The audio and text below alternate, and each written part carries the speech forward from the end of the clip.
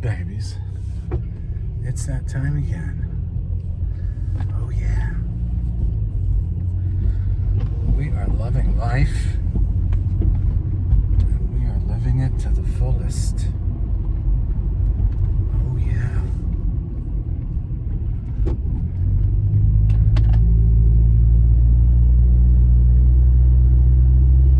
Holy Ghost Jesus.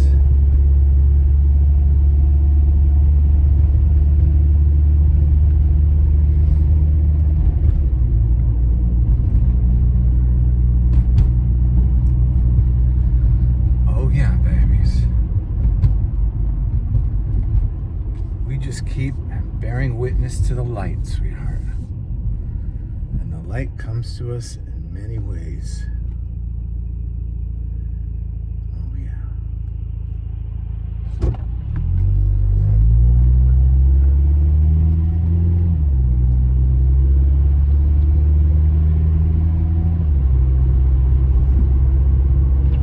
I saw something on Facebook today where, they have these random questions that people ask in these philosophy clubs and such, and the question was, why are we imperfect?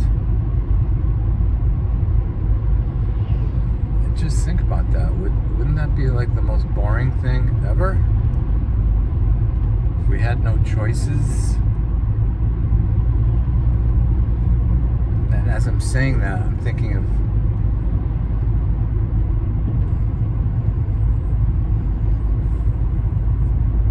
life beyond this realm. And we long for it because of its perfection. But does that mean we no longer have choice? And that's what makes it peaceful?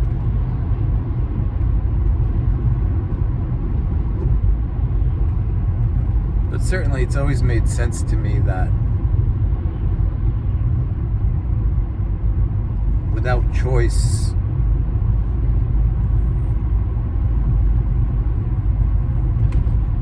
where is the honor of God?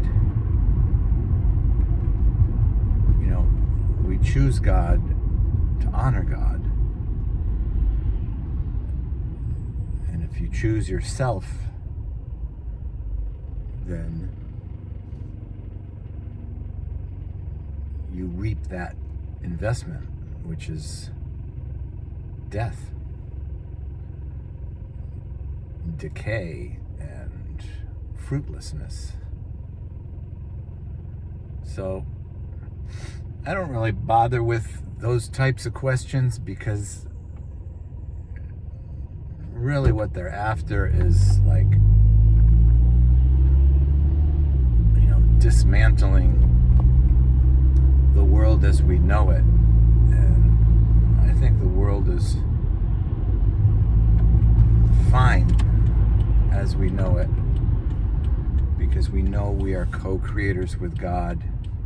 We know the reason there is nonsense and violence in the world is because of a lack of revelation and understanding that we are co-creators with God. So all of that makes perfect sense to me. And I often think of Thomas Aquinas when I get into these types of thoughts, because he was always after balancing faith and reason.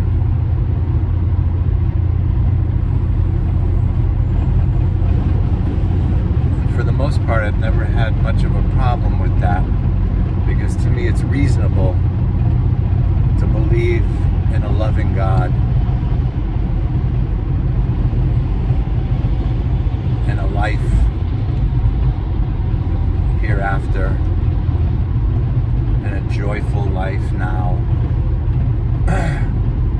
Especially because of the gift of Jesus. All of that seems very reasonable to me.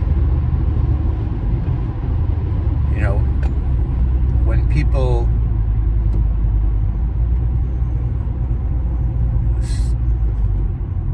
stumble over religious ideas, and atheists question what people hold to be forever true. More often than not, I side with the atheists, because to me 75% of the Bible is obviously false, because it doesn't align with a loving God. So again, it's reasonable to think of God as loving. Therefore, it's reasonable to disregard all the Bible verses that portray God as being bloodthirsty, creating war, being in favor of rape, slavery, etc. So again, it's reasonable to reject those things. The problem is for fundamentalists to try and defend God in the terms of the book. Because the book is fraught with inconsistencies and contradictions.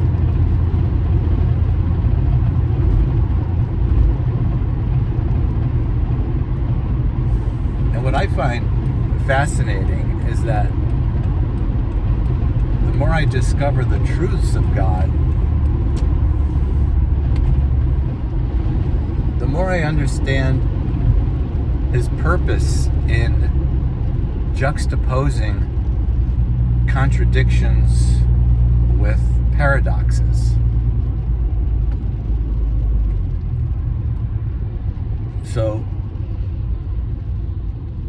fundamentalists look foolish, which they are, in trying to defend contradictions, because it's impossible for God to be contradictory.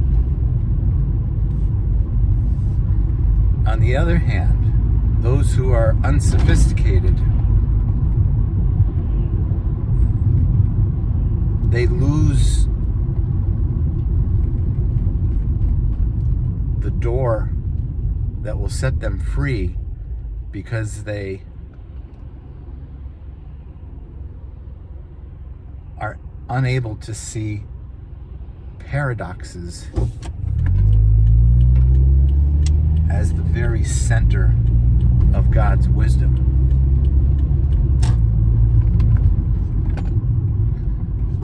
And just to give you some quick examples, it's paradoxical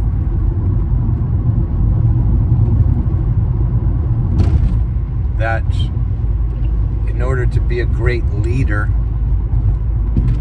you must first be at the very core of who you are, a servant.